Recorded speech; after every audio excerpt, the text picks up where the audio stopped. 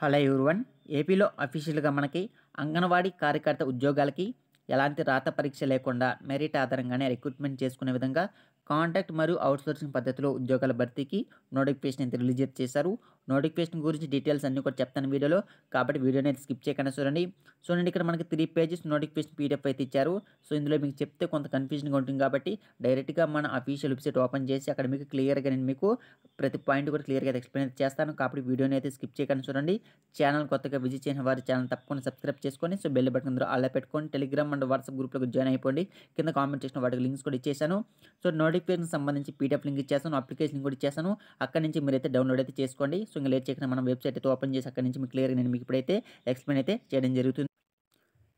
So, ఇక్కడ మీరిప్పుడు గమనిస్తే మనకి ఈ నోటిఫికేషన్ అనేది అఫీషియల్‌గా ఆంధ్రప్రదేశ్ రాష్ట్రంలోని అన్నమయ్య జిల్లా మహిళా శిశు సంక్షేమ సాధికారిత అధికారి వారి కార్యాలయం నుండి అంగన్వాడీ కేంద్రంలో అంగన్వాడీ కార్యకర్తలు, అంగన్వాడీ సహాయకులు మరియు మినీ అంగన్వాడీ కార్యకర్త ఉద్యోగాల భర్తీకి ఈ నోటిఫికేషన్ అయితే రిలీజ్ చేశారమ్మా.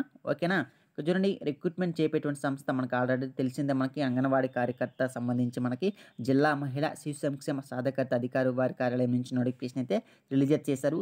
ఇది చాలా భారీ నోటిఫికేషను. మనకి దాదాపుగా మనకి 116 పోస్టులు అయితే భర్తీ చేస్తున్నారు. భర్తీ చేయబోయేటువంటి ఉద్యోగాలు చూసుకుంటే అంగన్వాడీ కార్యకర్తలు, అంగన్వాడీ సహాయకురాలు, మినీ అంగన్వాడీ కార్యకర్త అనే పోస్ట్ అయితే భర్తీ చేస్తున్నారు. మరి ఎడ్యుకేషన్ క్వాలిఫికేషన్ చూడండి, అభ్యర్థులు తప్పనిసరిగా 10వ తరగతి ఉత్తీర్ణత సాధించి ఉండాలి. తప్పనిసరిగా వివాహితురాలై ఉండాల్సి ఉంటుంది. స్థానిక నివాసితులై ఉండవలసి ఉంటుంది. వయసు చూసుకుంటే 21 సంవత్సరాల నుండి 35 సంవత్సరాల లోపు వయసు గల మహిళా అభ్యర్థులు దరఖాస్తు అనేది చేసుకోవచ్చు. ఎస్సీ, ఎస్టీ అభ్యర్థులు 21 సంవత్సరాలు నిండిన వారు లేకపోతే 18 సంవత్సరాలు నిండిన వారిని పరిగణలోకి తీసుకుంటామంటున్నారు. వయసు నిర్ధారణ కొరకు 01/07/2024ను కట్ ఆఫ్ డేట్‌కి అయితే నిర్ణయించారమ్మా. ఓకేనా? మరి దరఖాస్తు విధానం చూడండి, మనకి అభ్యర్థులు ఆఫ్‌లైన్ విధానం ద్వారా సమగ్ర శిశు అభివృద్ధి సేవా పథకం ప్రాజెక్ట్ కార్యాలయం వారికి దరఖాస్తు అందజేయాలి. దరఖాస్తు అందజేసి రసీదు పొందవలెను. సో, మీకు అర్థమైందా దరఖాస్తు విధానం ఎలా పెట్టుకోవాలనేసి? మీరైతే ఆఫ్‌లైన్ ద్వారా అయితే పెట్టుకోవాల్సి ఉంటుంది. కింద మీకు డిస్క్రిప్షన్‌లో అప్లికేషన్ లింక్ ఇస్తాను, పీడిఎఫ్ లింక్ ఇస్తాను. అప్లికేషన్ డౌన్‌లోడ్ చేసుకొని దాన్ని ఫిలప్ చేసి దాంతో పాటు మీ దగ్గర ఉన్నటువంటి ఎడ్యుకేషన్ డాక్యుమెంట్స్ మొత్తం కూడా అటాచ్ చేసి ఇక్కడ ఇచ్చారు కదా మన అడ్రస్. అంటే ఇది మనకి నోటిఫికేషన్ ఎక్కడ రిలీజ్ చేశారు, అన్నమయ్య జిల్లా కాబట్టి ఆ అడ్రస్‌లో ఉన్నటువంటి మనకి అభ్యర్థులు ఆన్‌లైన్ విధానం ద్వారా అభ్యర్థులు ఆఫ్‌లైన్ విధానం ద్వారా సమగ్ర శిశు అభివృద్ధి సేవా పథకం ప్రాజెక్ట్ కార్యాలయం వారికి దరఖాస్తు అందజేయాలి. సో, మీకు ఇప్పుడు అర్థమైందా? సో, మీ గూగుల్‌లో సెర్చ్ చేసినా సరే ఈ అడ్రస్ అయితే మీకైతే దొరికిపోతుంది. లేదంటే నోటిఫికేషన్ కూడా క్లియర్‌గా ఉందో ఒకసారి మీరైతే చెక్ చేయండి.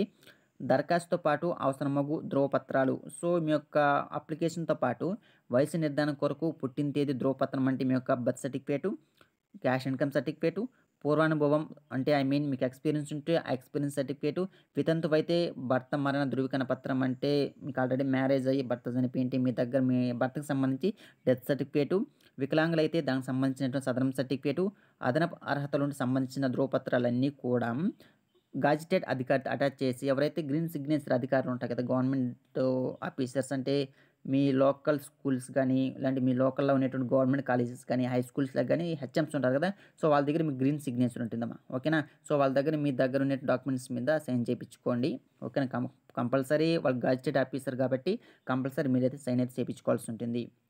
సైన్ చేపించుకొని మీరైతే పీడిఎఫ్ రూపంలో సో, జిరాక్స్ తీసుకొని డైరెక్ట్‌గా మీరు అడ్రస్‌కి అయితే వెళ్ళిపోవచ్చు. ఎంపిక విధానం ఒకసారి గమనిద్దాం.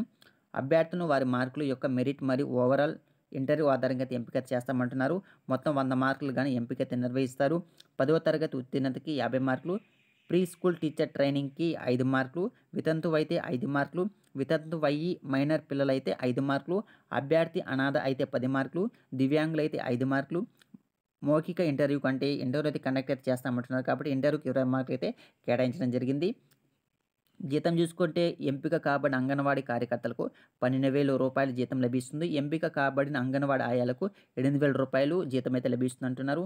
ముఖ్యమైన తేదీలు ఒకసారి గమనిస్తే చూడండి, నోటిఫికేషన్ విడుదల తేదీ అనేది 23 రిలీజ్ చేశారు. అదేవిధంగా మీకు నెక్స్ట్ డే నుంచి అప్లికేషన్ స్టార్ట్ అయింది. మీకు జనవరి 2వ తేదీ వరకు కూడా మీరైతే అప్లై అయితే చేసుకోవచ్చమ్మా. చూడండి, మనకి క్లిక్ టు డౌన్లోడ్ నోటిఫికేషన్ ఇచ్చేసారు. అప్లికేషన్ లింక్ కూడా నేను మీకైతే మన అఫీషియల్ వెబ్‌సైట్ అయితే ప్రొవైడ్ చేశాను. డైరెక్ట్‌గా మీకు నోటిఫికేషన్‌కి పీడిఎఫ్ లింక్ ఇచ్చేస్తాను. అప్లికేషన్‌కి పీడిఎఫ్ లింక్ ఇస్తాను, డౌన్లోడ్ చేసుకొని ఇంకోసారి క్లియర్‌గా నేను ఏదైనా మిస్ చేసుంటే ఇంకోసారి మీరు క్లియర్‌గా చదువుకొని మీరైతే అప్లై అయితే చేసుకోండి.